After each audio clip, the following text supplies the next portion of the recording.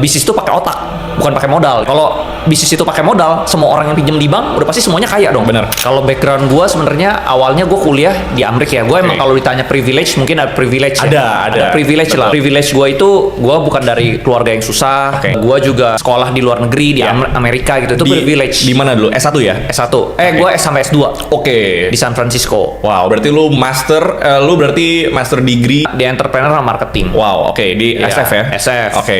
Nah, cuman pas begitu gue balik Indo, nah itu privilege gue hilang semua, bro. Ya. Jadi bokap gue itu nggak modalin lagi. Jadi bokap gue pokoknya prinsipnya begitu lu lulus ya, udah itu lu on your own. Oke. Lu mau jadi gembel-gembel, lu mau jadi orang gitu loh. Oke. Bener-bener nggak dikasih modal lagi. Nah, gue pas lulus gue sempet minta modal juga. Bokap gue ngomongnya keras ya. Bisnis itu pakai otak, bukan pakai modal gitu loh. Ya. Kalau bisnis itu pakai modal, semua orang yang pinjam di bank udah pasti semuanya kaya dong. Benar. Gitu. Jadi pakai otak gitu. Karena bokap gue juga lulusan SD dia bilangnya. Oke. SD itu sekolah dagang, bro. Artinya nggak sekolah.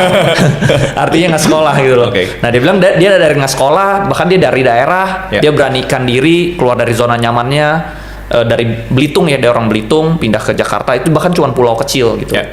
Pindah ke Jakarta sampai akhirnya dia bisa punya banyak perusahaan lah, ada salah satu bank, Ya. perusahaan financing motor dan lain-lain lah. Oke. seperti itu. Jadi sebenarnya bokap lu adalah serial entrepreneur. Betul. Jadi karena gini bro, menurut gua jadi orang yang berprivilege. Selama kan kita punya keluarga, kita nggak bisa milih bro. Iya.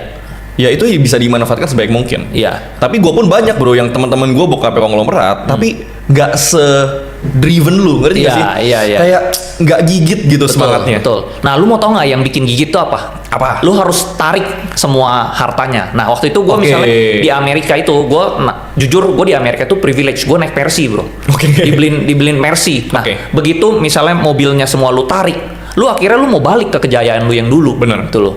Nah, itu Bener. yang bikin gue driven, gue keras gitu. Gue mau balik kayak dulu lagi, mau sukses kayak dulu lagi. Kayak Oke. setidaknya kehidupan kayak gue di Amerika lah, gue naik Mercy lagi gitu loh. Oke. Nggak naik mobil yang gue nggak suka gitu. Oke, berarti dari background lu, gua sums up, lu menikmati privilege sampai lu lulus kuliah. Kuliah, betul. Lu balik Indo, lu bahkan nggak dibeliin mobil.